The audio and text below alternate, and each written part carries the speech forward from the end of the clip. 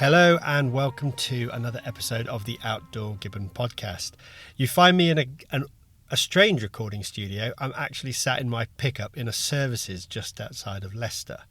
Why am I in a services just outside of Leicester? Well, the Stalking show is this weekend and I've travelled all the way down from sunny Scotland to be here. But I've also got some family business to deal with tomorrow, Friday, just before the Stalking show.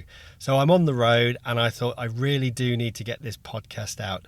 I'd had all intentions of actually getting it recorded last weekend. However, things were just a bit manic around the house, packing, prepping to go away. So I thought I'll just get it done now. I've stopped. I've got everything set up. We'll get it recorded. We'll get it out there for you all to listen to.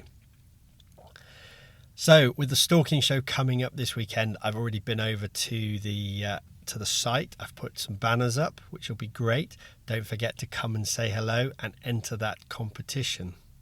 I'm not going to repeat all of the competition prizes again.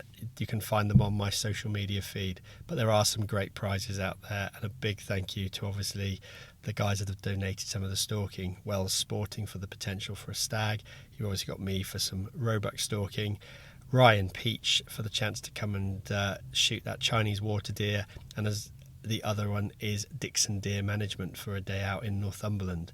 But anyway, let's talk about what we're doing at the moment.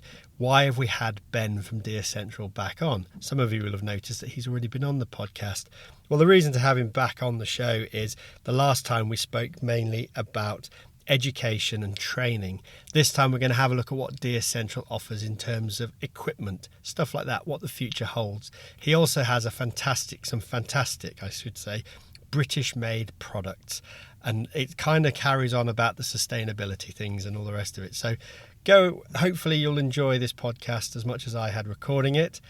This morning I've actually recorded a fantastic podcast with a lady that runs a small scale wool mill. And we'll talk all about keeping things sustainable and UK based, but she'll be out in a couple of weeks time, and then hopefully you'll enjoy listening to that.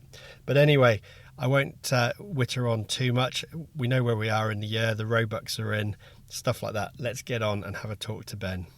The Outdoor Gibbon podcast is proudly sponsored by the Shooting and Hunting Academy, an online training platform and UK registered learning provider that provides a host of accredited and nationally available courses and masterclasses delivered by leading industry experts.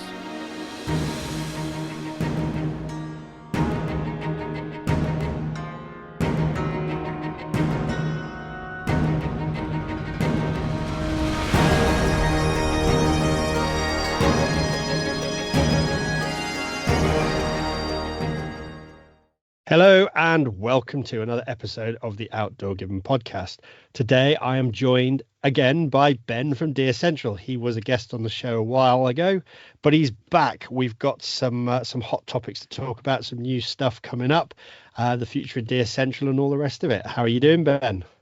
Hi, Peter. Yeah, I'm well. I'm really pleased to be here. Thank you. No, thank you for coming back. I think a lot's changed since you were last on. Your business has changed and grown again, which is great. And I think there's some bits to really talk about. I think last time we mostly talked about training and we just touched on the other parts of your business. And I think it would be good to let everybody know what else Deer Central has to offer. Yeah, absolutely. It was about a year ago, wasn't it? And yeah, it still is my drive and passion is training and education.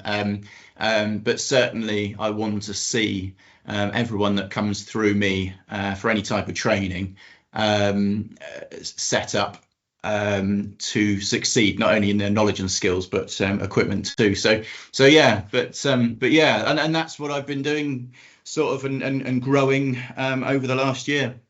I was going to say, anybody that follows your social media feed, you've been doing a lot of videos talking about product. I think your 3-point sling has gone through a bit of a makeover and is now back with with some slightly different colours in it. But do you want to tell us about that? Yeah, well, so the 3-point sling, it's been a real project for me because many deer stalkers that have have been picking up bits of kit and trying it over the past sort of 5 to 10 years will be aware of another very popular 3-point sling, which kind of disappeared around COVID. And I think I was the only one stocking it towards the end of its manufacture. I think the company went bust. And so I was acutely aware of the need for it. And I couldn't supply it. So it was around that time that I was reaching out. I was talking to some different people, and I made contact with a leather worker, a saddler actually, and he had made some slings, and I looked at them and said, well, you know, these aren't quite what they need to be. But I made an arrangement with him, and I said, look, let me work on this for you. Let's get this right, and let's put it out there, and I'm sure I can make it a success. And basically that's what I did. And it took off. It really took off. Yeah, no, I as I say, I think I went on your waiting list to get one, because when I saw it, I had the other sling. I've still got it. And it was just like, it's one of those things. It's like you buy something, you have a nice rifle and you want to put quality kit on it, and a quality leather sling really does sort of set it off, doesn't it? It makes a big difference. Yeah, I mean, people, it's funny, the consumer behavior does fascinate me, and I love people watching, but you see people spend a lot of money on, let's say, a rifle, and then they realize they need a scope, and they think, oh, you know, what can I afford, which is obviously the wrong way around of doing things. And then by the time they get to something like a sling, they've spent all their money and they buy some cheap thing for 10 quid, which they're going to hang, you know, £3,000 or £4,000 worth of kit off. Absolutely. And sling swivels as well. That's the other thing that astounds me. People rely on some, you know, cheap copied something from the Far East, thinking it's going to perform just as well as something that's made much better in Europe that it was copied from. And in fact, I had early on when I was producing this sling, it was selling quite well. I remember I was running a deer stalking certificate course down in Devon, and I was going through my emails that in the morning before I started, and an email popped up, and someone was obviously very angry because they were saying, you know, the sling broke, my Swarovski scope dropped on the floor and it's damaged, and I want to know what you're going to do about compensation. And I sort of thought, oh, well, you know, I panicked a little bit. What's going on here? But at that point, I was not selling sling swivels. So I politely emailed back and said, you know, well, you know, how's this happened? And it transpired that some of the sling swivels he was using had broken, and yeah, but yeah, you know, you can buy a really expensive kit, and people don't think about investing in a decent set of sling swivels and a decent sling. So but again, it goes down to that maintenance thing as well. Even a set of I can't say it tonight. Sling swivels should be checked as well as, and not just rely on them. I've got some that literally probably years and years old, and the abuse and the stress and strain they go through, you're almost better off saying every few years going, I'm going to buy a new set, because sometimes they will get twisted, they will get pulled and things like that, and damage occurs to them. It does, yeah. They corrode potentially if they're not, you know, if they're out in all weathers. It's inevitable sometimes, isn't it? But yeah, it is, and of course I have certainly wanted to see people set up with good kit that works, and it still is horses for courses to a certain extent. Not everyone buys into the concept of the 3-point sling with the chest strap. It doesn't work for everyone, and so quite quickly after we had this design selling, I personally like to stalk in woodland muzzle down. Yep. I find it's easier to be muzzle aware, and it's also, I find, much easier and more fluid and more controlled to put the rifle up onto the sticks. 100%. So, whereas if the muzzle's pointing up in the air behind you, you have to swing it through a big arc. Well, normally it's clattering every tree as you're walking through the woodland. Yeah, exactly that. You've got that as well, and then so if it's muzzle down, I often grip the rifle barrel or moderator as well when I'm guiding it, and then of course it's much more fluid and easy to put it on the sticks. And so I had an additional pad manufactured for the for the other end of the sling, so that you could switch from going from A to B with your muzzle up in the air, chest strap across your chest, and then when you get to that sort of final approach, you can take it off your shoulder, swing it muzzle down, and you've got the pad at the back as well. 100% agree. And as you say, you already mentioned it there, the 3-point harness has its place. It's we've just done a film with Alex that it's probably out by now actually, and it will show he struggled on the hill crawling with a rucksack on and the 3-point sling, and he obviously, I'm very used to having mine stuffed in a Vaughan rucksack, so the you can crawl around with that, it's not going anywhere. But it goes to show that you have to choose the piece of kit you need right for the job you're doing. And if you've got a long distance to walk, the 3-point sling is great because it makes you hands free. But it doesn't work. It doesn't work for everybody. No. And again, it's one of those things. It's you'll find the place that it works. But when you do use it, can't fault it. It's comfortable. It does exactly what it says on the tin. It will last a long time. It's a lovely piece of kit. Yeah, it's I am in the process of testing some slightly different ways of rigging it. Okay. And I will leave that hanging for now, but it's the different ways that you can use slings, and there are other popular slings out there, and I'm testing some other ways that we can use the same sling with some adjustments, and it might be that in the future it might be versatile to use in another way as well. But so there's that. I designed a bolt pouch as well to match the sling, and I've got some other things in the pipeline. But yeah, it's been difficult to meet demand at times. It's been very popular, but yeah, you've now offered something with that. So if anybody buys these products from you, you're kind of giving them like a seal of approval, a fob, to say that it is a genuine DS Central product, to basically make sure that nobody gets caught out by the copiers and and anybody that starts duplicating these things. There was a story behind that. I mean, there's several stories. I think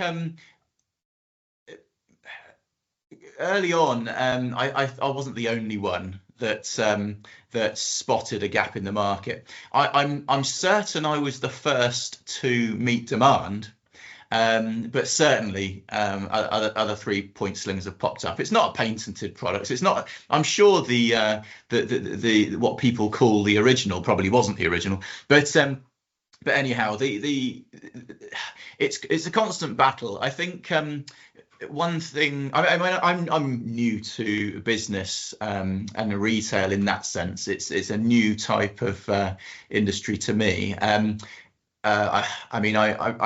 into our 4th year actually. DS Central's entered into its 4th year full time, which you've got to celebrate all of the wins, even the small ones. I'm still in business. That's got to be a win in this climate. But yeah, it's a constant battle for any business owner, I think, to stay ahead of the game, to stay relevant, stay current, and be there, sort of with their services and products to the right people. And other people saw the potential of this as well, and just as an example of some of the behind the scenes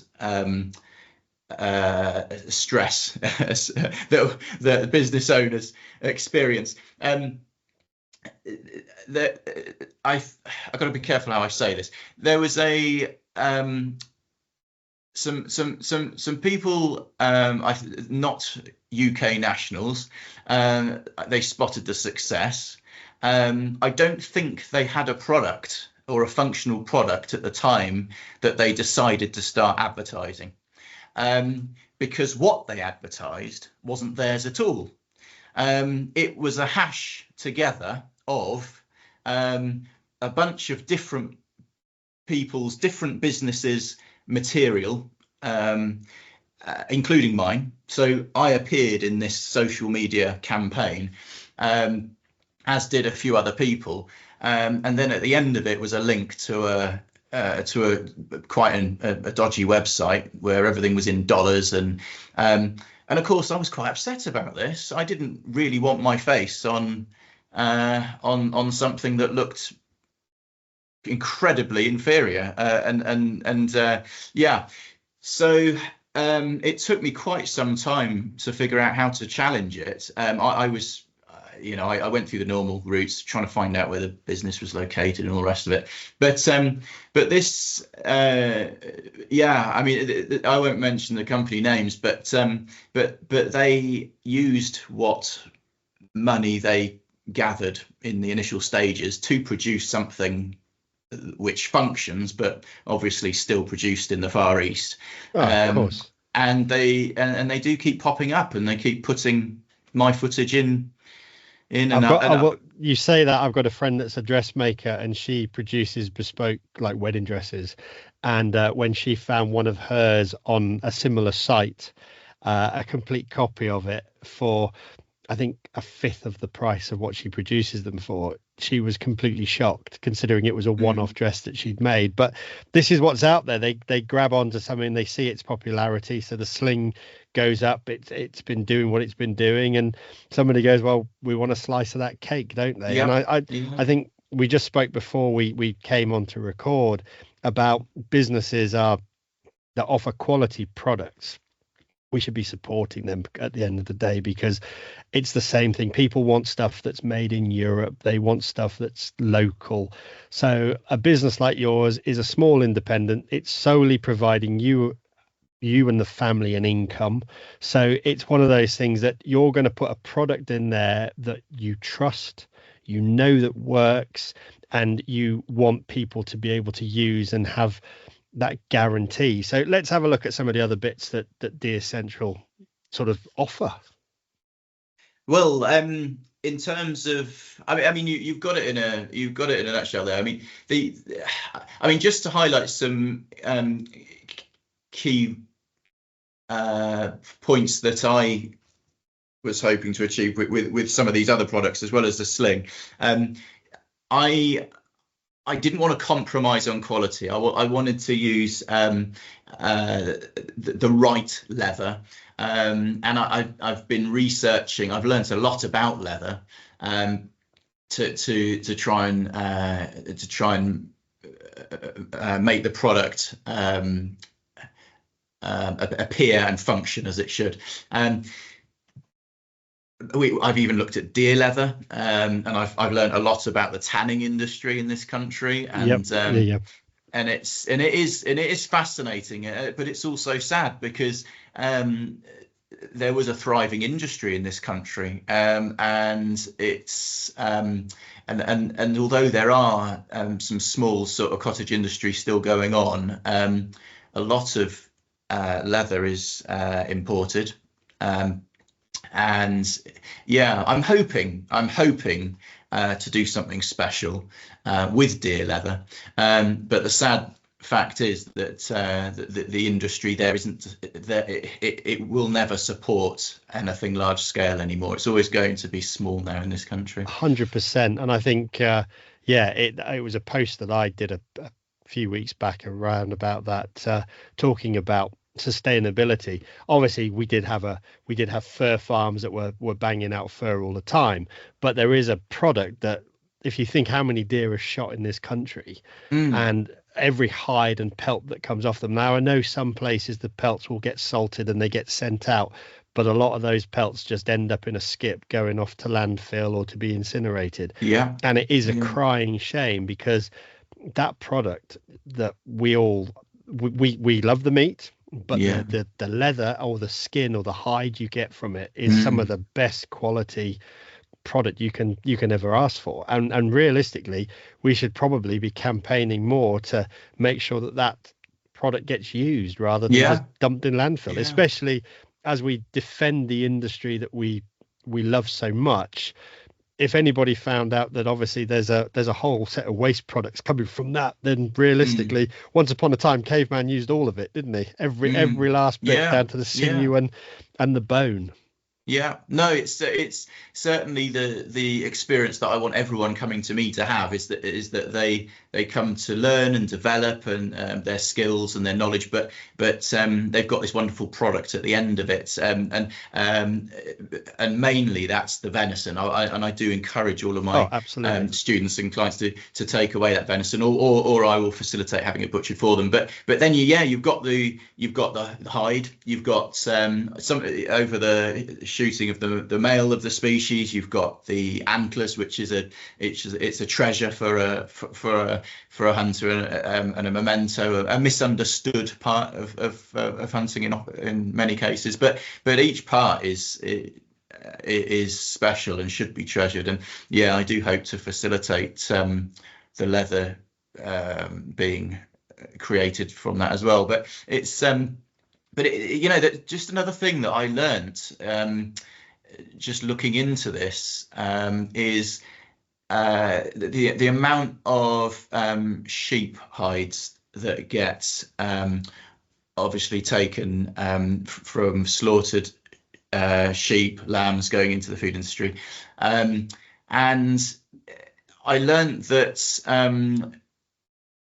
sheep have this really precious commodity in a hide. Is it lanolin? That's right. Yeah. Yeah, and this is a really expensive or valuable product, but we don't extract it in this country because of the expense, and because of the collapse of the industry. Yeah. So basically, the business owners in the Far East, they don't even purchase them, I don't think. They just or at least if they do, it's for pennies. And you've got these empty containers going back to the Far East after delivering all of this stuff to us that we're buying. And what they do is they take the sheep hides packed up in these empty containers, and then they extract all of that lanolin Yeah. over there, I can imagine that. Yeah. and they make the money. So, and I just think I tear my hair out when I think about all of the innovation and the potential of businesses in this country. And fair enough, we may never ever recover the tanning industry, for example, but we've got so many innovative businesses in this country producing real good high quality products. And people still get tempted by something that looks good because it's been copied Yep. from the Far East, and they have it shipped across the, in a container. And But I think you put the nail on the head right at the beginning of this. You've bought that expensive rifle. You've bought that mm, expensive scope, and it's like tying it together with a cheap piece of cotton, and hoping it's going to stay on your shoulder. And then when yeah, it lands on the floor, you cry. Well, yeah, it's always that story, isn't it? Buy cheap, buy twice kind of thing. So yeah, yeah, if you're going to buy something that's going to hold things up, or you're going to use it in the field, there's a few bits and tools that probably get used in the most abuse, and one of those is going to be the sling, because yeah, that's taking all the abuse. Two is going to be the knife you choose mm, to do all the work for you. And I think there's huge debates at the moment. Knife makers out there, the custom knife industry is massive. We've mm, seen a lot of all of a sudden guys wanting a piece of the action and potentially buying possibly made in the Far East knives and then branding them as their own and flogging them out for a lot of money.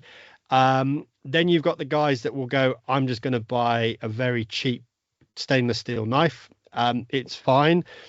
Or somebody that's gone out and spent a lot of money on a custom knife. But at the end of the day, it doesn't matter what knife you have. And I think you posted something about this recently. I'll let you tell a story because it's important. Oh yeah, I think I get all kinds of inquiries. I think this is what you're referring to. I get all kinds of inquiries, and someone made contact and asked about a particular model of knife on my website. That's right, one of the Castrom number 10s that I stock for. It's a Swedish company, and they're a very well respected knife maker. They make a lot of bushcraft knives, so knives that stand up to some abuse, but they sell some really good field game dressing knives as well as a really good saw. But this particular inquiry went something along the lines of, how many deer can I gralloch with the Castrom number 10 before I have to sharpen it? And of course, you sit there sort of scratching your head, wondering how to answer it. Yeah, absolutely. And of course, my point was, I decided to do a little social media post on it because I had the feeling that my following would appreciate it, and I sort of said, well, look, it really does depend on how you look after your knife and how you use it, because the conversation I do have with a lot of people coming through my courses is I see knife sharpening as being an essential skill for deer stalking. I do have some people come to me and they basically say, well, look, I buy Moras, and when it's blunt, I buy a new one. I don't think we should have that attitude, especially as a Mora is such an easy knife to sharpen. But yeah, I teach people the basics, and I tell them that understand edge geometry, how a knife is shaped and the angle of the cutting bevel, and then understand how to sharpen it and how to maintain an angle whilst you're sharpening it, and take it through a sequence of gradients as necessary, but finish on a polishing stage. It's funny though, isn't it? Because obviously, like, guys think, oh, I've got this knife and I can gralloch 10 deer with it. But I know a butcher, or I know several butchers, and you watch him do. He has generally a very good quality filleting or cutting knife. He'll do about 4 cuts, and he's back on the steel, putting the edge back in and carrying on. And you think, well, hang on, that's a professional doing that. And his knife, he gets through. I think he gets through. You see them. They start off as these big, thick, probably about 1 inch cutting knives, and by the time you're down to it, it's this tiny little, it looks like a tiny filleting knife, and there's probably about 1/4 of an inch left on it, and that's a professional butcher that's always taking an edge off, making sure it's razor sharp to do his cuts. And then somebody in the deer stalking world goes, well, I can do 10 deer with it. Well, it doesn't really matter as long as it's sharp at the point that you go to gralloch that deer. Happy days. Even if you have to strop it in between, it makes no difference. Yeah, absolutely. I think, the difference between a hone and a sharpener, and when to use a hone and how to use a hone, and when to take it to a sharpener. People who know how to do this, you hear them saying, well, I use the top of my car door, my window, the wind the window down, use the top, and that's could be quite an effective hone. You're just maintaining an edge as you work. But yeah, I think and certainly when it comes to gralloching, and especially taking head and legs off, I cringe sometimes when I see people who have been taught but not very well, potentially, or but self-taught, and they're there, and when they're under pressure, and I appreciate when sometimes they're coming to me for some instruction, maybe for DSC2 assessment, and they're under pressure. And of course, when the first cut doesn't go completely as expected, the pressure gets harder. They put more pressure down and they're hacking away. Trying to cut bone. That's it. And they're, Yep. hacking into bone and then the head as well. That's another one where, if you get the cuts right and working from the inside out, I teach to work from the inside out instead of, because hair also can blunt a knife. And someone also made that point on a post that I posted recently as well, which was quite correct. But then that last cut around the atlas joint, and people don't quite know how to get that correctly, and start twisting the head and things like that. And you can save so much damage to your knife by building a bit of knowledge. And the Outdoor Gibbon podcast is proudly sponsored by the Shooting and Hunting Academy. Through the Academy, shooters, hunters, and those involved in the use of firearms can gain an in-depth and unique level of training that enables them to shoot better, behave more effectively in the field, up their strike rates, as well as learning new skills. Crucially, those new to deer stalking, the Academy also offers the Proficient Deer Stalker Certificate Level 1, the PDS1, a deer management certificate that is nationally recognised and accredited both by LANTRA and UK Rural Skills. Visit the Shooting and Hunting Academy to find out more. Let's get back to the show. But that probably brings us on to another nice piece, because as well as obviously the knives, I think you sell the little saws as well. So if you're going to open the rib cage up of a big animal, a lot of guys, but I just run the knife through it. Well, that's fine if you've got a young roe or a muntjac or something like that where the bones are softer, but get a fallow or a red, don't run your knife through it. It's dangerous, isn't it? I have heard stories of people stabbing themselves doing that, and I don't think it's safe at all. You've got a razor sharp knife and you're putting that much pressure down towards your thighs. Exactly. But yeah, you'll get plenty of people who will say, if you've been around for a while, this is how you do it. And no. For the sake of carrying that couple of quid saw in your pocket that gives you a nice, clean, tidy cut, with no risk of damage or a rolled edge or stabbing yourself in the leg, it's just so worth doing. And to be honest, you're not going to be opening the rib cage up in many cases until you're either back to the larder or somewhere like that. Leave it till that point even. Yeah, it's important. So let's have a chat about obviously some of the highlights for Deer Central of the year, because it's, as I say, I think you mentioned at the beginning, it's almost been a year since we chatted. So tell us some of the highlights that have gone on for you. So over the past year, I suppose,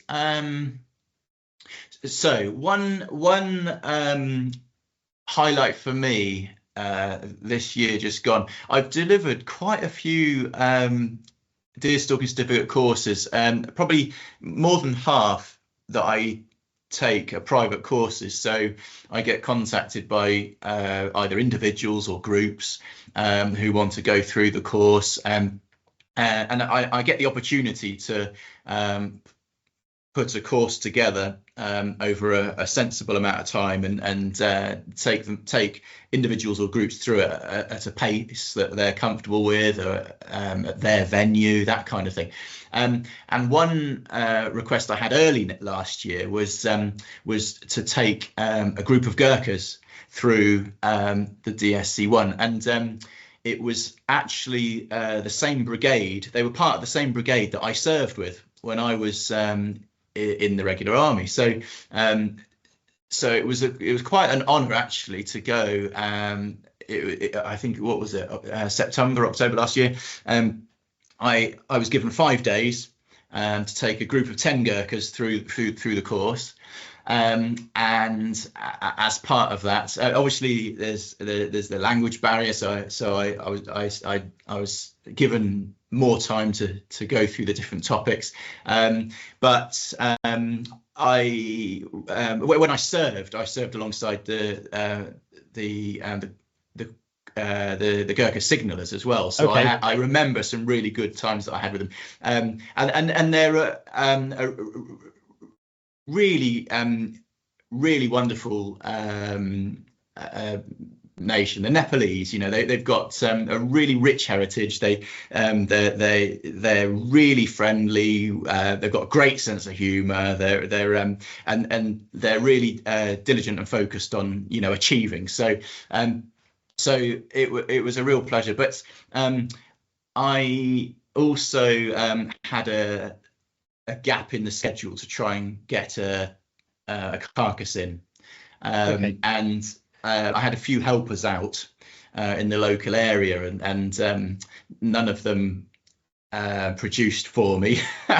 and I made a phone call to a contact on a local estate and said, look, can you help me out here? And he very kindly let me go and take a roebuck off this estate near Guildford, and I got one on the ground. I sent a message to the course leader and said, right, get the guys together, I'm on my way back. So I took it back intact, and we hung it up in their outdoor messing area, where they do they have their outdoor cooking. We hung it up, and I did a suspended Gralican inspection demo for them, which they loved. And then I skinned it and I butchered it for them. And of course they were very keen to use the meat. So it's so yeah, that was certainly one highlight.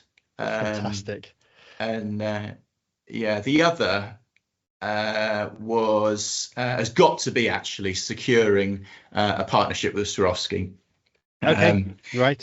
Because it's something that I have wanted to achieve for years and years and years. I've wanted to work with them, represent them, and as anyone will know, that they are the best. And I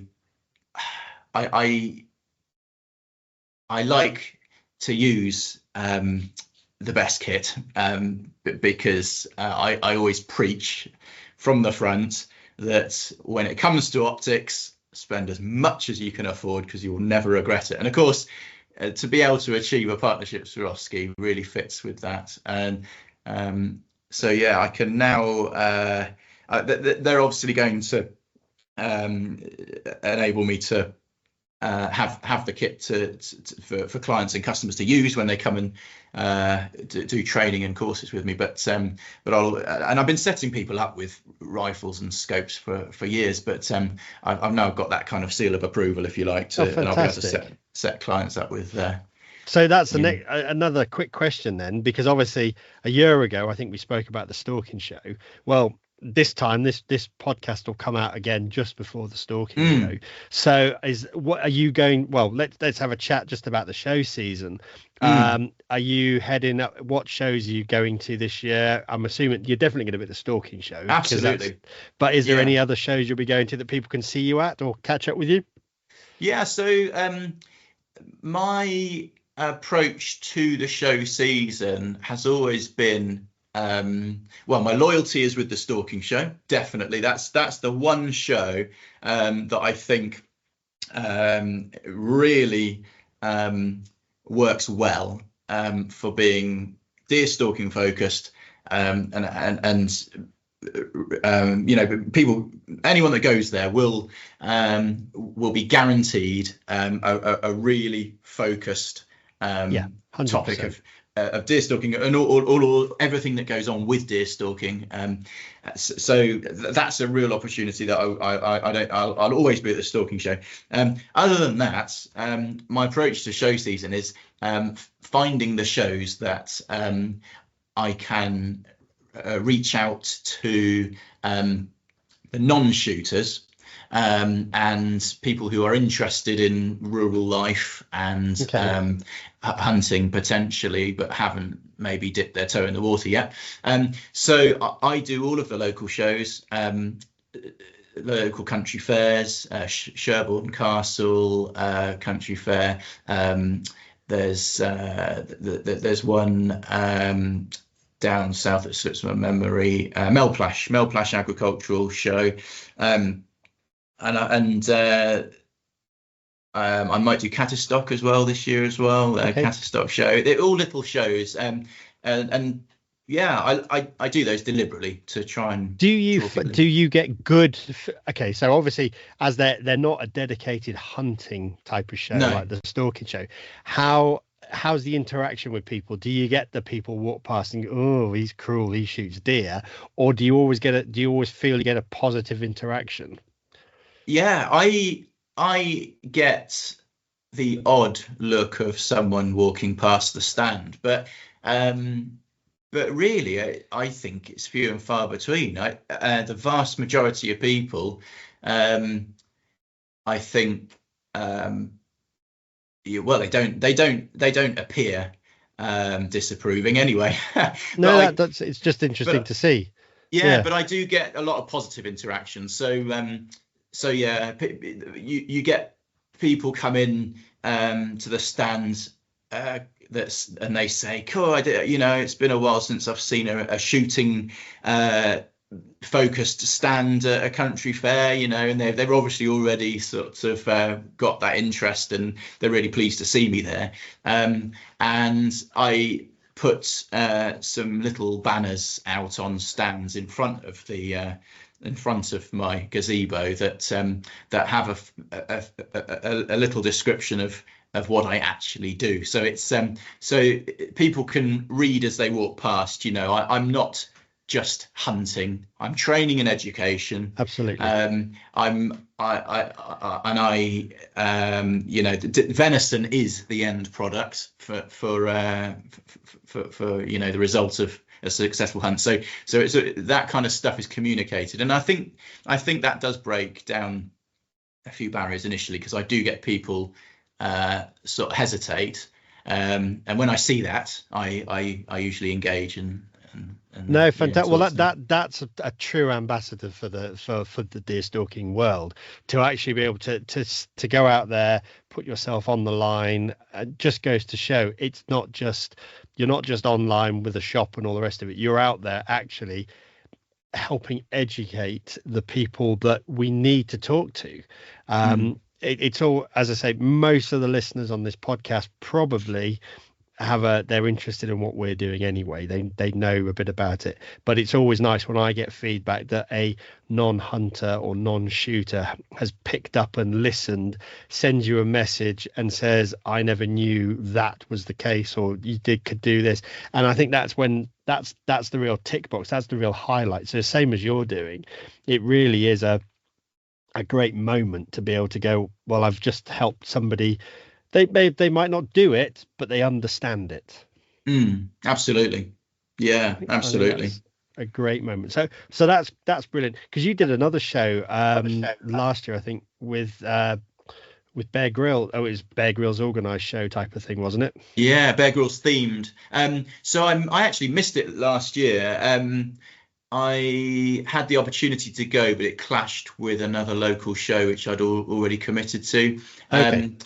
But yeah, that was I went either 2 or 3 years in a row, and that was a festival combining music and outdoor activities on a kind of a Bear Grylls outdoor adventure theme. And yeah, it was and yeah, I did get a lot of positive engagement by going to that one. And that's good. Yeah. Well, that's all we can ask for, isn't it? At the end of the day, I think if every deer stalker went out and offered one person, just took one non-hunter out, and let them go stalking, or just took them for the experience, they don't even have to pull the trigger. All of a sudden, our education and people's understanding would be so much better. And it doesn't take a lot just to sit with your friend group and say, well, actually, do you want to come out this weekend? You don't have to pull the trigger. We don't even have to shoot something. We'll go for the walk. I'll get the binos up. I'll put the rifle scope up. You can look at it. You can say the word bang if you really want to, and we can walk away. And that deer carries on its day. But that, as an education process, would be fantastic. Yeah, I think I think deer management is the most defensible out of any hunting in the UK, and it's it's it. But as a business owner, trying to make a living in this industry, you can quite quickly feel like the whole world's against you. Um, uh, you're you're trying to bring people in, to to help them develop in their skills and knowledge progression, and as part of that you're trying to help them through the firearms licensing process. And I was speaking to someone today, who has had their firearms certificate application sat with the police force for 2 years. Wow. And in some areas that's not unusual, but it's completely unacceptable. So a lot of gun shops, gun dealers, that it's crippling the industry in terms of, how do you keep someone's interest, to the point where they're ready to purchase something because it's on their certificate, and then and then of course social media. People may not realize that that even if you can navigate what they call community, the community guidelines or community standards, because they're slightly different for TikTok to Instagram, for Facebook. TikTok's pretty strict, and if you fall foul, your content is restricted. But if you commit too many of these community offences, you're binned completely. So it can, you're constantly navigating. I don't know. I'm probably going off on one. No, I think you're right. I think as a community, for something that was our forefather, well, all through history, mankind is here because of what the hunter-gatherer, what he's done. All right, the world has changed a bit now, but to the point where we're trying to almost block that out. We don't want to know. People don't want to know about it. It seems very. As a society, our whole thing is about the next generation and education. You go to any school, they want the children to succeed. However, yet we seem to be wrapping those children up so much that the real world isn't there. We don't want you to know that that burger you're eating was once Daisy that stood in the field over there. She's gone. Whereas you chat to any farmer's kid, they know that the cow was born. They watched it get born. Oh, she's gone in the slaughter wagon. Oh, she's back as burgers, kind of thing. For them, it's normal lifestyle, but for most, it's like, well, you can't tell them that. It could upset them. Yeah, but that's the reality of life. Life starts, grows, and dies. Everything. We all do it. It's the whole life thing. Cycle. It's life and death. It's part of existing on planet Earth. But it's that's certainly the point, isn't it? And unfortunately, society doesn't really want to accept that this kind of stuff goes on.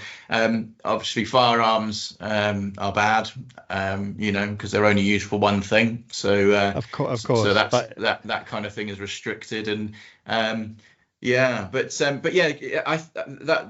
sorry, I go off on tangents, but that's where we were going, wasn't it? It was the fact that being each of us an ambassador, and if we can learn to effectively communicate how things work in reality, it feels like we're constantly trying to justify something that's taboo. But in reality, but what we're actually trying to do is open people's eyes to what is reality. You know, it's life cycle, but it's what we do and the positives of what we're doing. I think deer stalking certainly has had a massive revival, and I mean that because there are so many more people interested this year already for the hill, just for stalkers coming. We're fully booked for next year, and we're double booking in some cases, because there are people just from all over wanting to come and harvest a deer, or come and do some hind stalking, or come and do some roe stalking. And that's really great to see. It just shows, I think there is a new feeling to have that understanding of where your meat comes from. Okay, we've still got the vegan movement and the vegetarians, but that's fine. They just go about what they're doing. But there are definitely people out there that still want to eat meat, and they now want to take that responsibility. Yeah, definitely. I think the more people look at sustainable living, and the harder they think about it, any rational, level-headed person is going to end up looking to wildlife and, you know, hunting, and once you can furnish them with some actual facts, it's not hard to convince someone that venison is actually exactly. I don't think that's going to go away. They might ban all the guns. They might try and ban all the guns, but at the end of the day, they still need the deer shot. So somewhere along the line, somebody's got to have a firearm, and somebody's got to go out there and process carcasses, unless they go down this route that they were talking about, I think, which was it came up in conversation regarding the hill, something about gene driving the deer, so that you actually stop female deer getting produced, and you just produce more male deer. Gosh. And that's like, who's going to stand for genetically modifying a thing that's so wild? There'll be uproar on that, surely. But you'd hope so. You'd hope so. But if somebody, I think if somebody puts it in front of government and says, "Oh, well, we could save you this much money, but this is what it's going to cost," but we don't tell them about how much it's going to cost in the research, that's just madness, really, isn't it? Yeah, I think you'd hope that the decision makers would look at history and the various interventions that have happened that have gone wrong, myxomatosis being one, I think they introduced a species in Australia to try and redress the balance, and that went completely wrong as well.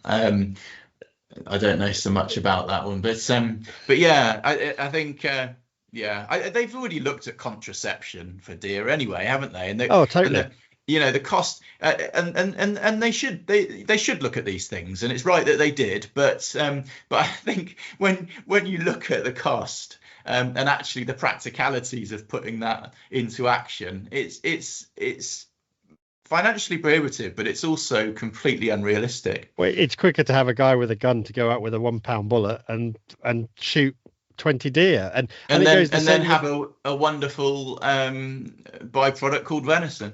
Absolutely. Anyway, so because I know I'm conscious of the time, let's talk about, I think, the future.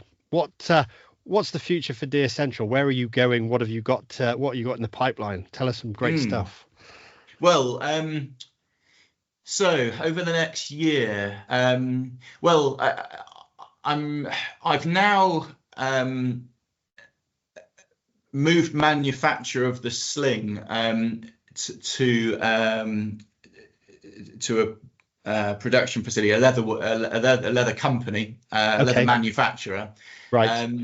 And that was with the aim of not only meeting demand but also expanding the product line. So I've got a really I was really lucky. I've fallen on my feet, and so not only am I able to meet demand with the sling, I'm able to develop some new products. The sling itself is a lot neater because of how we're able to sort of change the production process. So it's still a handmade sling. It's made on still made on sort of heavy duty sewing machines by a person rather than a all automated, and it's still done in the UK. So I'm really chuffed to have been able to do that, and that's enabling me to progress with more products.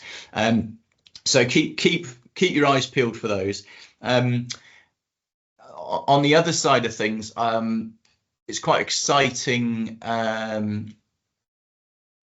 Some plans which might come to fruition at the National Shooting Centre. Actually, I'm hoping to do more there next year or over this year, increasingly. So I'm hoping to be able to offer some more marksmanship coaching. Oh, cool. Okay. There, and continue my deer stalking certificate level 1 courses, and yeah, so that's a plan in progress as well. But yeah, just generally trying to engage with it and trying to take more people through their sort of training progression, really, and kit them out with great kit. Well, I think that's definitely a thing that I've noticed is I think people are now coming into stalking, and there's a lot more interested in doing some sort of training. Now, at the end of the day, training doesn't matter who it's with, training is good. Education will help you and get you to understand what's going on. I think not having it, sometimes you can end up, you can learn things from people that do their grandfather rights, and it's no problem at all. But sometimes just if everybody's on the same page and understands what we're trying to achieve, going forward is so much easier.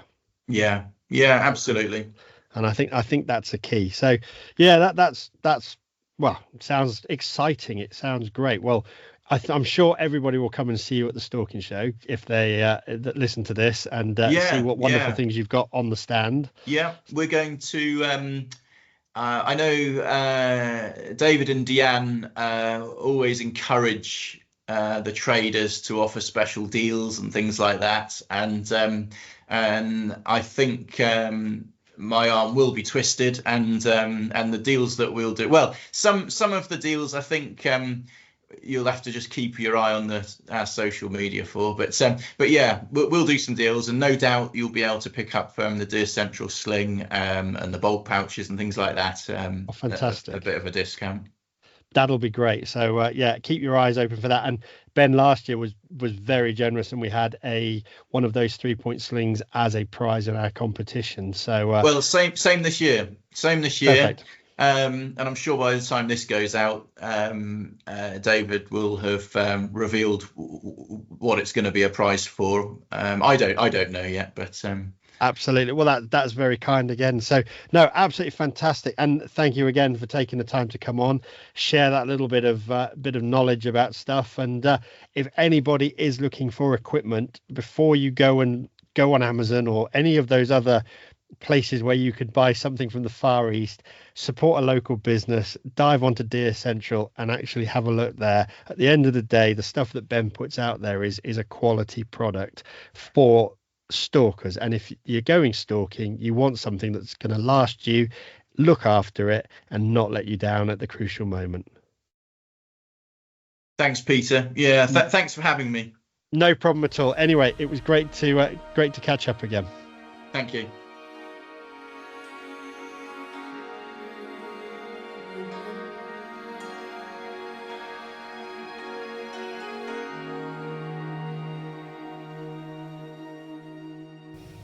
Thanks very much for listening. I'm now going to press on for my next 2 hours of this journey. I've got the joy of the M1 and the M25, and then I will arrive down with family. But hopefully you enjoyed that podcast, and we shall see you all if you are coming at the Stalking Show. If not, follow along the social media feeds, and I'm sure you'll catch up with what's going on. Hopefully we've got some great recordings and stuff that we'll actually bring out of the show. So if you weren't there, you can listen along and hopefully be able to find out exactly what happened on the days. Anyway, we'll catch you on the next one.